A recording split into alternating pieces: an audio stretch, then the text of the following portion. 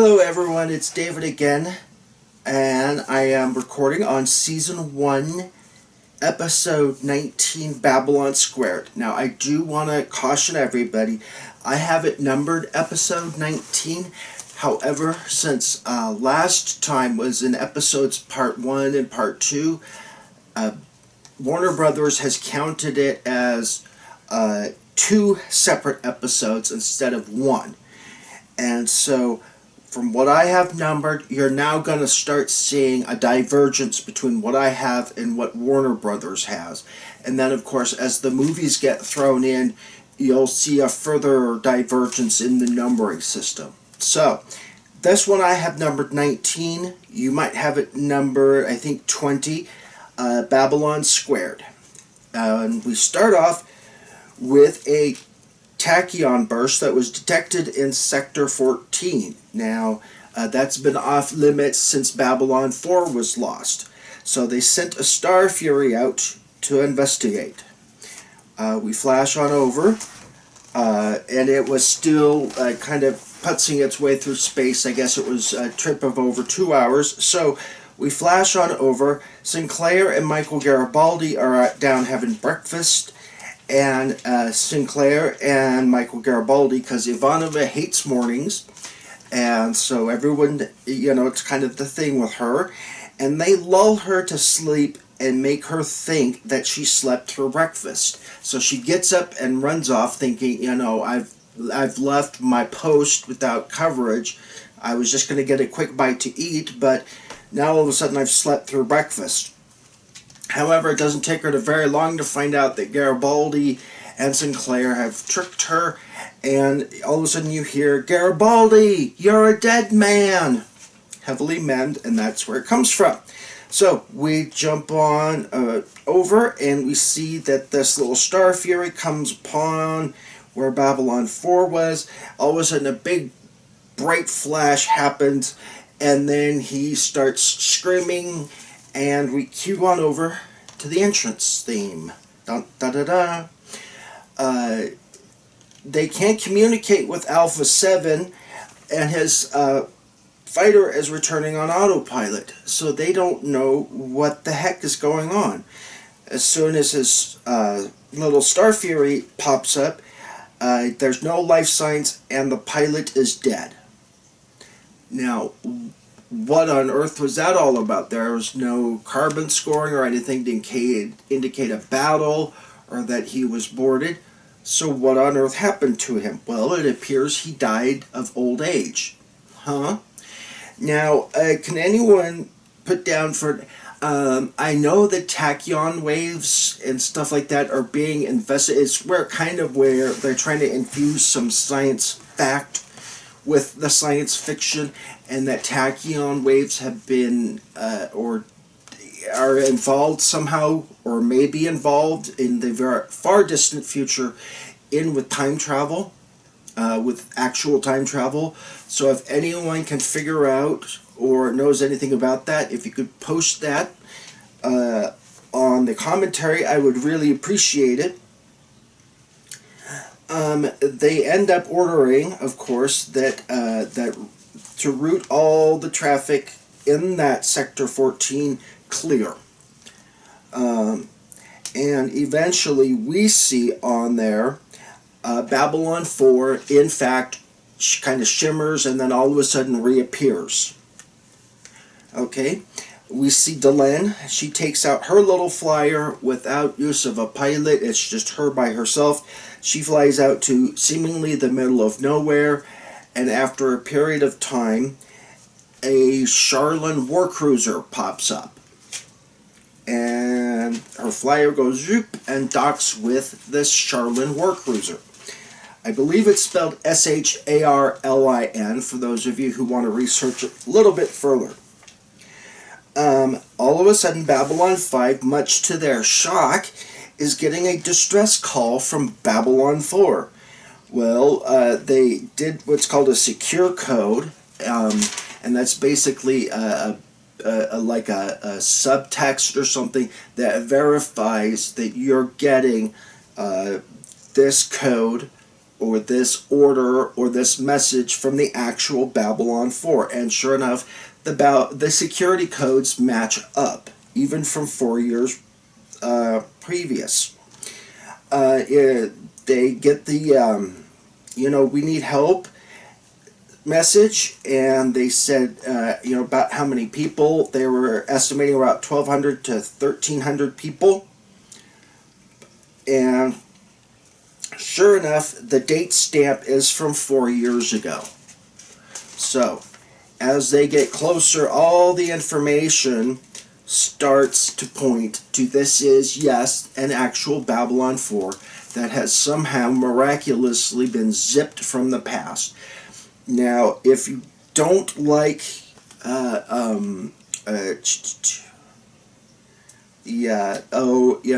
knowing what is going to go on for the rest of this series, you might want to skip parts of the rest of this. Okay? So if you don't like surprises or anything like that, you might want to just skip the rest of the episode. Of course, I always recommend that you see, before watching any of my commentary movies, watch the actual video itself once, and then this way there's no dirty surprises for you when I drop these little hints and everything. And then watch it again after my commentary, and then you'll see, oh yes, I see what he meant by this or by that. So, it zips on over to Delenn hooking up with the warship. As she's doing that, flips on back to Sinclair and Garibaldi taking a transport along with some Star Furies to go to Babylon 4, pick up people, and then zip them back onto Babylon 5. And they get stuck in the very fabulous fasten then zip mem. Okay, which do you do first when you put on your pants? Do you fasten them or do you zip them first? And Sinclair was like, why do you want to know this stuff? And he's like, it's just one of those things that kind of, I just stood up this morning and realized, do I fasten or do I zip first? So if you hear this fasten then zip mem, that is where it comes from. Sinclair, I believe, says fasten then zip. He says fasten then zip. That's what I do. And then now the reason they're doing this is they have 2 hours at least transit time, and so Garibaldi's trying his best to kill time, because evidently they don't have cartoons or anything like that other than the ones Garibaldi collects in his rooms. Anyway, so zip on back to Garibaldi says, hey, do you want to talk socks? And Sinclair is like, we're not having this conversation, and blip. Delenn is now reporting directly to the Great Council. Now, there's 9 of them in this meeting, Great Council area. So do they have the 3 caste system now? Or, it's really unclear in Babylon 5 legend when it starts exactly, but I believe now they are on the 3 caste system, hence having 9 people. They say for too long the 9 have been 8. Delenn's been on board Babylon 5, and we all know she's part of the Great Council. And they surprise her, saying, surprise, we held a little vote, and we have decided now you have been chosen to replace Dukat. I guess they have a 10 cycle or 10 Minbari years or whatever grieving period. Now that period is over, and we know that it's a little over 10 Earth years, since the Earth Minbari War and Dukat's death was I think it's called Casus Belli, one of the chief causes of the war.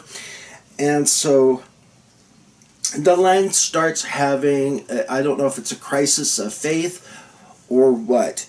She wants to stay on Babylon 5. She wants to serve and not to lead. Now, imagine if someone just walks up to you and says, we have voted, you are going to be the President of the United States. But once you walk into the Oval Office, which is where our President generally does a lot of the work, you will never be allowed to leave the White House again.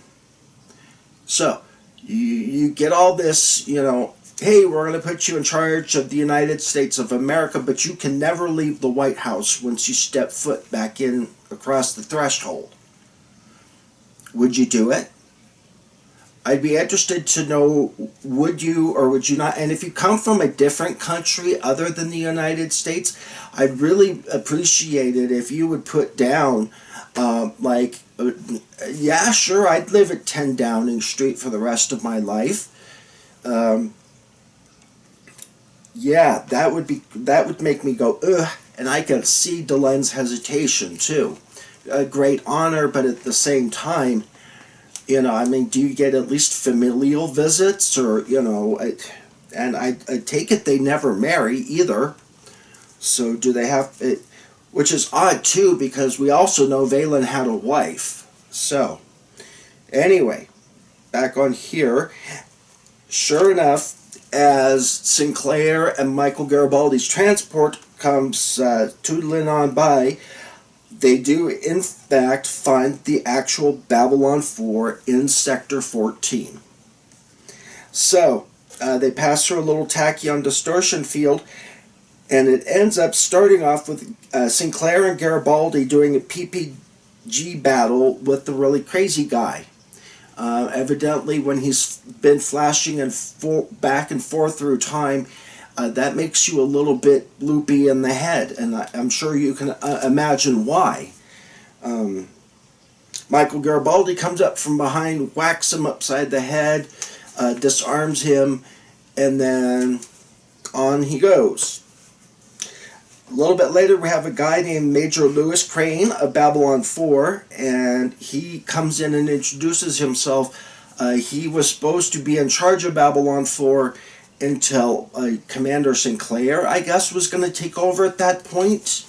But anyway, they do confirm the year is 2258, and the station is Babylon 5. Now, imagine being told, hey, guess what? You're 4 years in the future. It's like, whoa, crap, I mean, if you zipped me 4 years in the past, I would be able to tell you all the good stock markets to hit. I could tell you to avoid things like the pandemic. Imagine what you could do if you zipped 4 years in the... You could, bid on who won the World Series for the next 3 or 4 years. Make a lot of money doing that, too. What would you do if you suddenly found yourself zipped back and forth in time? I'd really appreciate to know. But yeah, I'd make a killing at the stock market, to tell you that much. That and betting on who wins the series final and everything like that. And then telling everybody, please stay indoors from December of 2019 and don't go anywhere. It flashes back to a battle with Garibaldi, and it's always, I don't know if it's ever been, is it the shadows that they're doing battle with? Or is it kind of the end of Babylon 4 as it's being zipped back in time? And they do find out that Babylon 4 is zipping back and forth in time. We zip on forward over to Delenn, and she basically confides to one of her buddies she doesn't want to be leader. And he's saying, nobody in 1,000 years has refused, what's your thought process here? And she goes, look, reconvene the council and I'll talk to them and explain to them my reasoning. And he's like, okay. We zip on over to Babylon 4. The first meeting of Zathras. Now, when I'm saying Zathras, I mean Zathras. Not Zathras, but Zathras. No, not Zathras. I never liked him anyway. Zathras is the one I'm talking about. Zathras, the one that went forward, back and forth in time. That's Zathras. Anyways, says, heavily memmed, not the one. You are not the one. And they ask him, what do you need Babylon 5 for? Needing, we take. Great war, terrible war. It's the end of everything, but great hope of peace. We live for the one, we would die for the one. And also Zathras, or mathematics, not Zathras' skill, even though this guy can build a time belt. Anyway, uh, we also see a flash in the corner, and Zathras ends up giving something to a guy in a spacesuit. Now, we all know that that's Sinclair. Um, as Sinclair goes forward and tries to touch the guy in the suit, he's and zipped on back uh, across the room. And it's like, whoa, dude, really? You know, it's kind of up in Alaska, not so much when I live here in Oregon, up in Alaska, because we have a dry, cold climate. It's very easy to rub your bare feet across the carpet, build up a static charge, and then zap. And it's like people or... Now, mind you, I was 13 at the time. I wouldn't do this today, but we had this big old gray Persian cat, and she was sound asleep on top of one of our big Grundig stereo systems that were really popular back in the 80s, and I went and she was sound asleep, and I went to touch her nose, and a big old static discharge came out of my finger and zapped her, and she was not happy with me. It was about like 3 more days before she would come anywhere near. Now, mind you, I would not do that today. Being a stupid little teenage punk, I thought that would be cute and funny. Now I would not do it. Of course, my cat would bleed me to death if I tried it with this one, but... zipping on over to Delenn, she said, Valen said humans have a destiny, that they are the future. Now, we all know who Valen really is, and if you hate spoiler alerts, here's a huge one. Please mute this sucker, because we all know that Valen is really Lieutenant Commander Jeffrey Sinclair. We zip on over. Another mem-worthy. Zathras is another mem machine. Just like Kosh is. He says, you take, Zathras die. You leave, Zathras die. Either way, it's bad for Zathras. And of course, he does it much more skill and hilarity than I can do it. We flash on back, and Lise Hampton and Michael Garibaldi have their fight before he packs up and heads on to Babylon 5. So, as we're going along, they're going to take Zathras with them. A pole falls, entrapping Zathras and forcing this current Sinclair to leave, and the one Sinclair, aka Valen, takes off, or rescues Zathras and takes off his helmet, and we all like, ooh boy, he's the aged one, and then we see an arm saying, see, just as I told you. We see an arm, and we hear Delenn's voice. And, of course, it kind of asks me, what would you do to fulfill a destiny? If someone came and said, you have a destiny, you are going to lead, the entire world in this great renaissance of, whatever. What would you do to fulfill that destiny? Would you agree to never leave the White House lawns and just live like a hermit? I don't know. Maybe I would do that. But as Delenn is leaving, and she's, been told, we're not sure if we are going to want you back, but go ahead and go back to Babylon 5, and we'll see how things go. Delenn is given the Triluminary, and we are told that there are one of 3 of them. And of course, we all know that Delenn uses the Triluminary to turn herself partly human, at least, and she gives the Triluminary on to Sinclair, who later turns himself into part Minbari. So, quite a few spoiler alerts, and if you don't, my best advice is, if you haven't heard me yammering before, or anything like that, is to go on, watch the entire thing all the way through at least once, and then see my commentaries, and then watch after my commentaries, and you'll see, oh yes, I now see what he was talking about. So, anyways, Michael Garibaldi asks, what would you do to fulfill a destiny? Be interested. As always, like, comment, subscribe, and share. Hope you have a good rest of your day.